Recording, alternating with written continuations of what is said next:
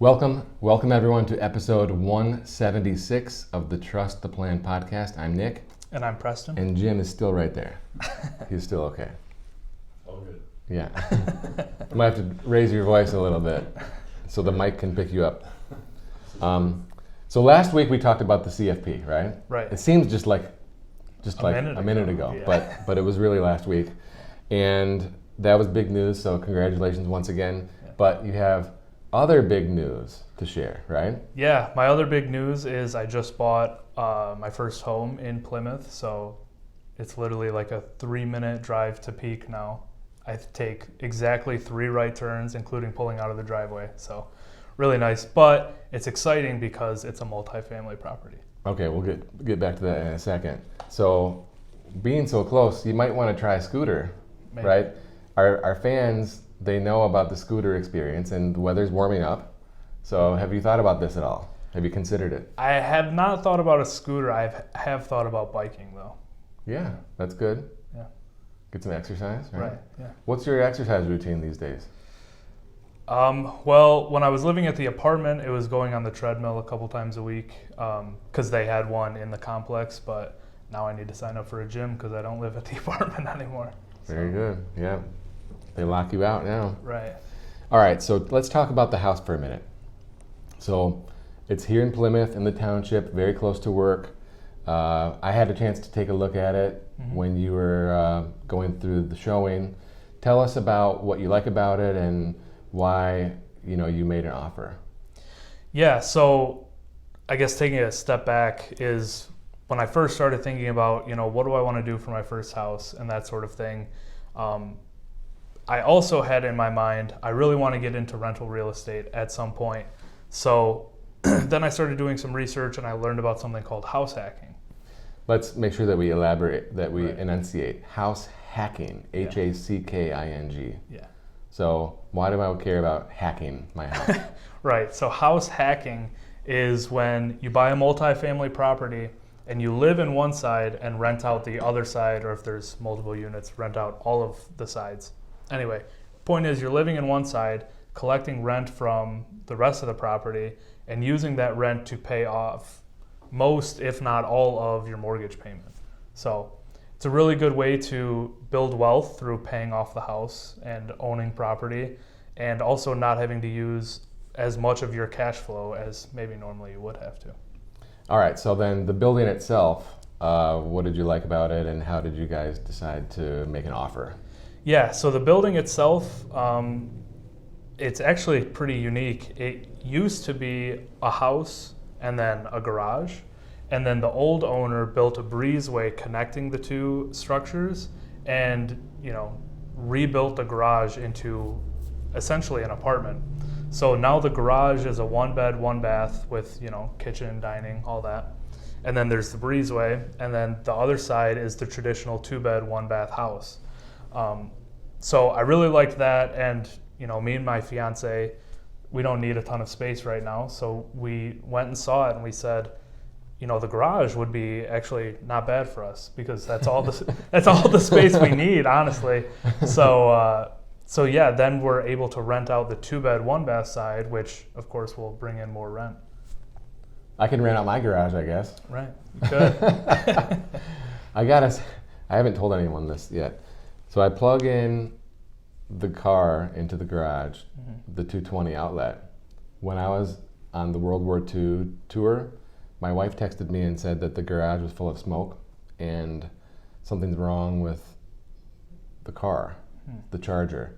And I thought, well, something, no big deal. Like, I don't know what she's talking about. Like, I just blew it off, right? And it turns out the 220 outlet that was in the garage was it was heating up so much, it was smoking and melting. So I don't know why they went out to the garage at night to check, to do something, but they saw the smoke, unplugged it and everything. Look, the garage and car would have burned down. Oh my gosh. So I had my electrician come out and look, and it was wired with aluminum instead of copper, passing the code, okay? So this is really strange. I mean, it would have been a total loss. I don't know how long it would have taken, but garage made me think of that. So you're going to be living in the garage. But what I liked about the house also is that the prior owner had all new finishings. Right. So you don't have to do anything. Right, yeah. Literally all we've had to do, so the old renter that was living in the 2-bed, 1-bath side was a smoker. So we've spent the last week cleaning out the smoke smell. We're going to repaint this weekend and it'll be ready for rent. Okay. Let's see. The other thing that I wanted to ask you about is the yard. It's got a huge yard. Yeah. Okay. So do you have a lawnmower? I do actually. The old owner, as he was moving his stuff out, he said, "Is it cool if I leave my lawnmower and snowblower and air compressor?" And I was like, "Yeah, I'll take it. Sounds good." Okay. Yeah. What kind of a lawnmower is it? It's just a push lawnmower. How long is it going to take? I don't know. We're gonna find out though. Hopefully no more than an hour, but I'm worried. Yeah. You know, there is a service in town called Jack's Services I've heard of that you could talk to if you need help. Okay. Okay. All right. So what else do you want to share about the house Yeah, so or about the rental situation? yeah, so the way we decided to put in an offer was, we looked at the listing price and we were like, it seems like a really good price for a duplex in Plymouth. And so we went and toured it, loved it, and then went home and plugged some numbers in. We've got a spreadsheet for anyone who's looking to do rental real estate. There's a spreadsheet on the Peak website, but we, made the spreadsheet and built it out and said, how much could we pay on this property to earn a decent rate of return? And the reason we were saying how much can we pay is our realtor said there's no way it's going for list price. People are going to offer more. So we ran the numbers and found that we can still earn a decent rate of return if we offered up to 20% over asking, which seems like a lot. So we offered 12% over asking, thinking, kind of in the middle between asking and what would still be a good rate of return. And we were still only the third highest offer, which is... So how in the world did you get it if there are other people higher? Yeah, so the offers above us just fell through. And they... for whatever reason, I think the first offer that got accepted, they tried to decrease their offer by like $10,000 because it needed new gutters.